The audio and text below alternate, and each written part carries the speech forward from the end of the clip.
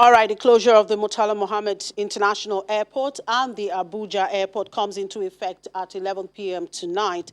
Quite a number of passengers have booked their seats with a few airlines which are running their schedules this morning. Some other carriers are, however, said to have cancelled all their flights. Our aviation correspondent Bukola Jo Ketumbi is live at the International Airport here in Lagos. She gives us the situational report. Buki. Okay, thank you, Chimezie. We're still at the Murtala Mohammed International Airport, but now the crowd is actually thinning. That's simply because most of the flights that were announced earlier this morning are already boarding. Earlier, I spoke to some passengers who told us that most of their own carriers have cancelled their flights, particularly a young man who was heading to South Africa. He said he would have to take another airline that would cost him about 12 hours to reach his destination. That's just some of what the restriction is costing some passengers. And most of the global carriers who are flying to Nigeria have already cut their schedule. The likes of British Airways, Delta Airways are no longer going. So most passengers who are still heading to the United Kingdom and the U.S. would have to go through the Middle East. Of course, you know that the International Air Transport Association had announced that African carriers already have lost about $4.4 billion since the virus surfaced. And with this kind of restriction that even Nigeria will close down the international airport tonight, I'm sure that those figures will still rise. That's all we have for you for now. All right, thank you very much, Buki. Let's continue to keep a tab on those developments there at the airport. Okay, one sector also benefiting from the central bank's intervention is the local manufacturing sector. The central bank last week had disclosed that the Apex Bank would support critical sectors of the economy with 1.1 trillion naira intervention fund, out of which about 1 trillion naira would be used to support the local manufacturing sector as well as boost import substitutions. And joining me now to look at this is the immediate past chairman of the Nigerian Association of Small-Scale Industrialists, Lagos State, Mr. Cutie. Good morning. Mr. Cutie George. Good morning. Thank you for joining us, irrespective of this COVID-19 scare. Thank you. Now, You're 1 welcome. trillion naira for local manufacturing sector. How welcoming was this announcement for you? Thank you very much. It's a very good decision, a right step in the right direction. It is something that we have expected before, COVID or no COVID, but it is, like I said, a right step in the right direction. This is not the only thing that the CBN is doing. We have had this hallmark intervention of Agri Small and Medium Enterprise Investment Scheme of the Central Bank, which the manufacturing sector, service sector, and all other sectors have been accessing. So coming up with this is an addition to that.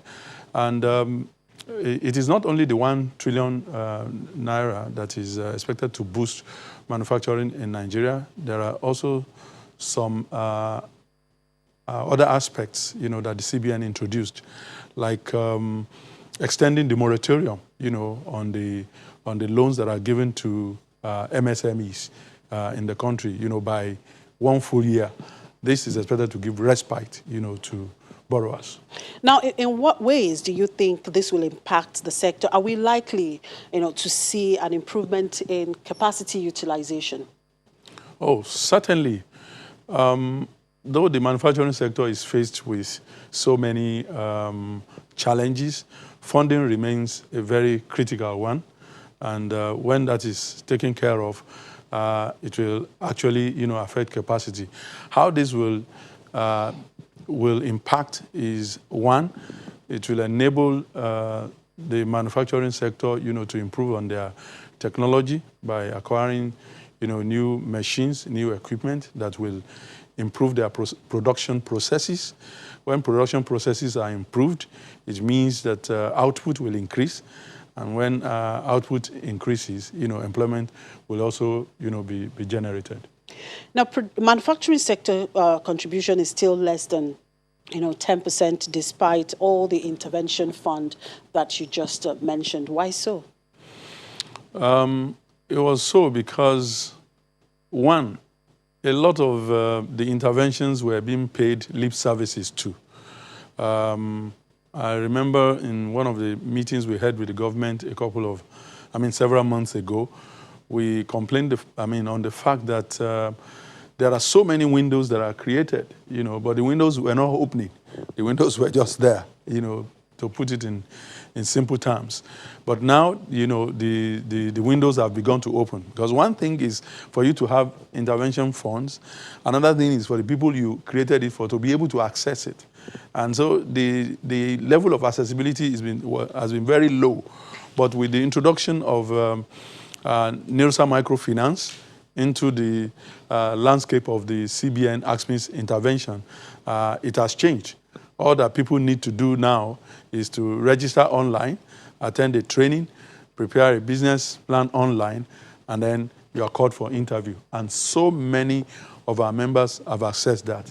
So this additional boost that is coming will be an added opportunity. Now, if production increases, perhaps as a result of this funding, what about effective demand? Are you sure the demand is strong enough to match the funding stimulus offered by the central bank? Oh, certainly. We have a country of about 200 million people. That is a huge market. That is why you have all sorts of goods and services coming into the country. That's why Nigeria is the target of, many nations who are, producing one thing or another. Yes, we have the market for it. And I must say that even the manufacturing sector are unable to meet, the current demand. But talking about effective demand, I think you're talking about the ability of the people to purchase.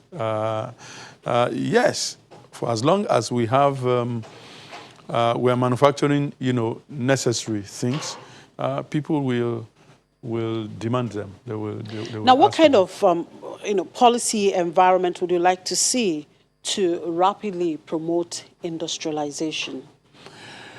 Well, an environment in which there is huge investment in infrastructure, where things, begin to work, where we have electricity, if we can't get 24 hours, 16 to 18 hours, regularly.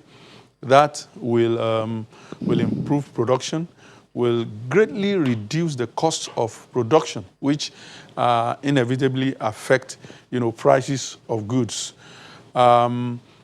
Good roads will mean that agri products are able to, get to the market, because at current rate, close to 50% of our agri products don't make it to the market. Effective rail means that it will become easy for people to transport their goods from where they are produced, to where, they are needed. So infrastructural development is very, very critical in this matter. And where does technology play a role in all of these things? We've seen that with this COVID-19, everybody seemed to now go in technology, discussing a lot of things via Skype, via the internet. So where does technology play a role in all of this? Technology has a very, big role to play. That is where the world is now. As a matter of fact, the difference between the developing world and the developed world is industrialization, which is technology-driven. The reason why we are where we are now is because we either have low or no technological development. Where we have, they are obsolete and cannot meet, the demands of, the times. So this calls for us to sit down as industrialists to think of how we can look inwards, to produce the kind of machines and equipment that we need to boost our production. Our educational system also should begin to lay emphasis on practicals rather than, theories that we are being taught. I mean, an engineer should be able to come out of the university and before he comes out, he's able to, solve a problem, a technological problem, as part of, the requirements for him to graduate, not just writing, papers. Yeah. Now, talking about some of these intervention fund, there's a lot of complaints amongst the SMEs about not being able to access some of these intervention funds. What do you think is the major problem? Yeah, like I said somewhere along the line, when a lot of these interventions started, the conditionalities that were attached to them were so high that the hands of MSMEs could not reach them. For example, SMEs, the current AXMEs began in 2007 as SMEs, and the conditionalities that were attached to it makes it impossible, for MSMEs to access it. But the bar has been, lowered now, which is making it, possible for more and more, people to be able to access them. So, what is your expectations going forward? My expectation is that if we keep at it, there is going to be a lot of improvement. This is the way and the only way to industrialization. If we look around us, we observe that a lot of factories has been closed. Some of them were overgrown by weeds, but with these interventions now, things will begin to pick up. I need to mention very quickly that apart from the moratorium that is being increased, the interest rate of the intervention funds are also being decreased from 9%, to 5%, which makes it very good. What manufacturing needs are low-priced funding, low-priced loans that are also long-term, in nature. And that's what we're getting now. Okay, thank you very much for your time, Mr. Cutie George. Thank you very much. Cutie George is the immediate past chairman of the Nigerian Association of Small-Scale Industrialists here in Lagos.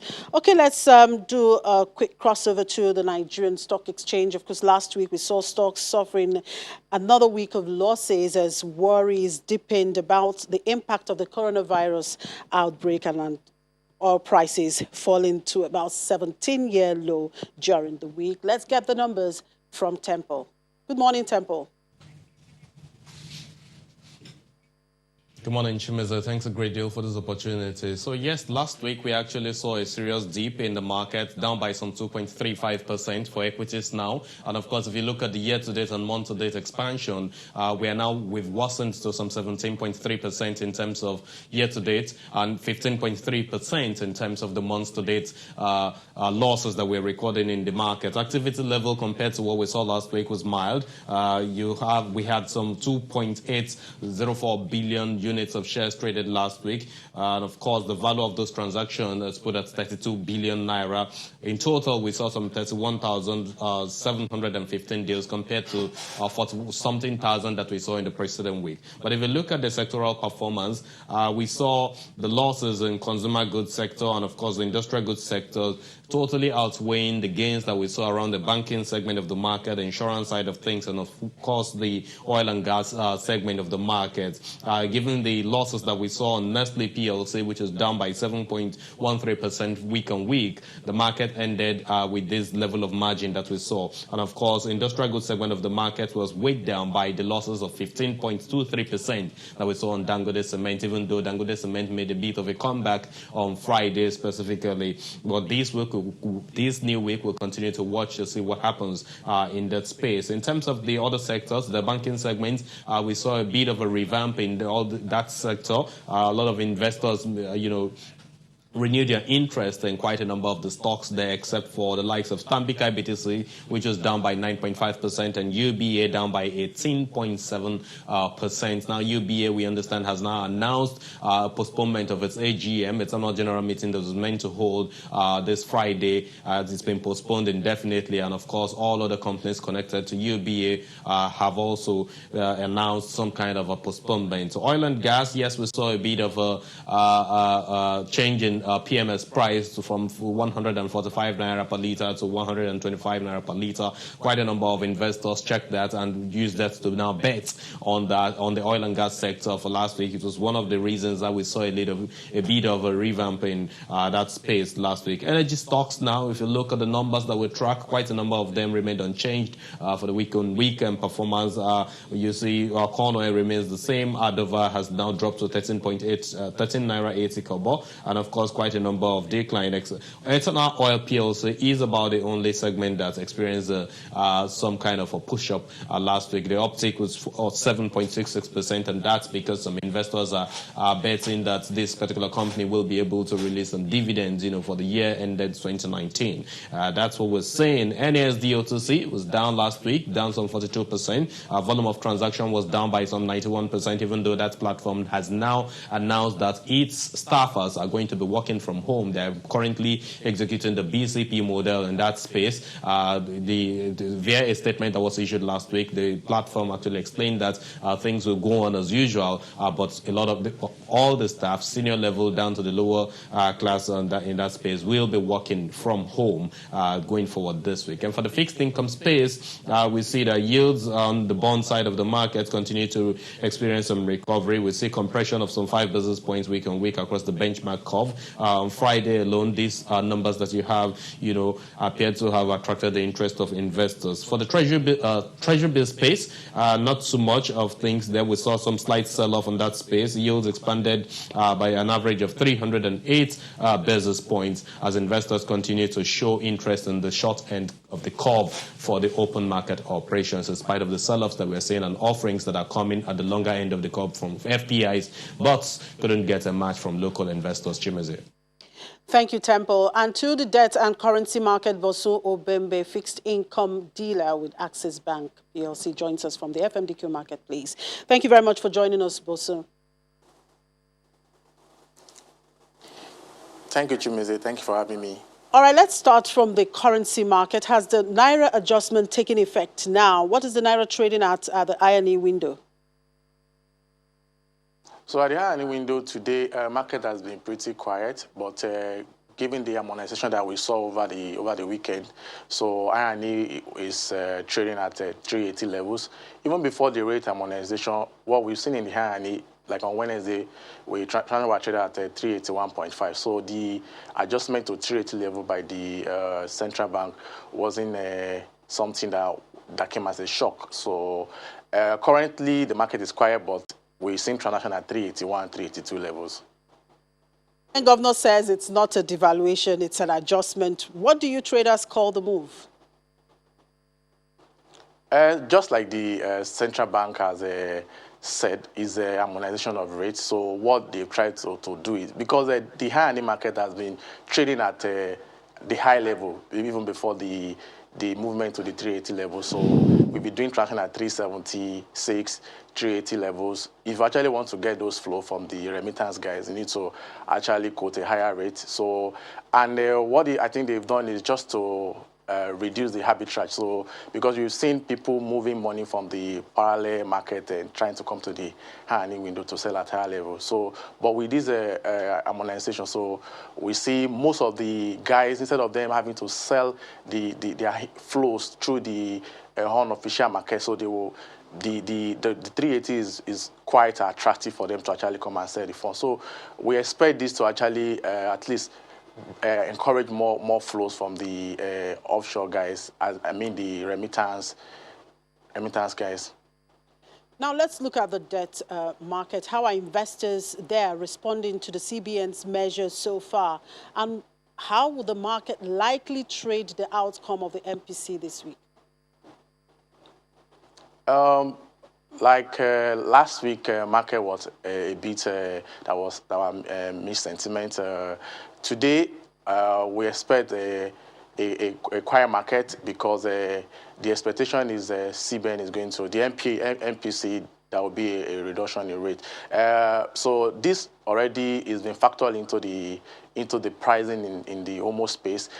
Before on Monday we were trading as high as 18, 19 discount rate. But given the expectation that the MPC will actually bring down the rate, so the rate declined, so we started doing transaction at 15, 14 levels. So it's already been factored into the pricing. So, but what what can happen is, because on Wednesday we have a bond auction where DMO wants to raise about 50 billion through 5-year, 15-year, and 30-year bonds. So we expect this to actually, the outcome, which will be announced on Tuesday, to actually play a role in how people will actually bid for that bond. Okay, thank you very much, Bosun Obembe. We'll take a quick break, and when we come back, we'll do an opening call to London as well as the Nigerian Stock Exchange. Do stay with us. Thank you.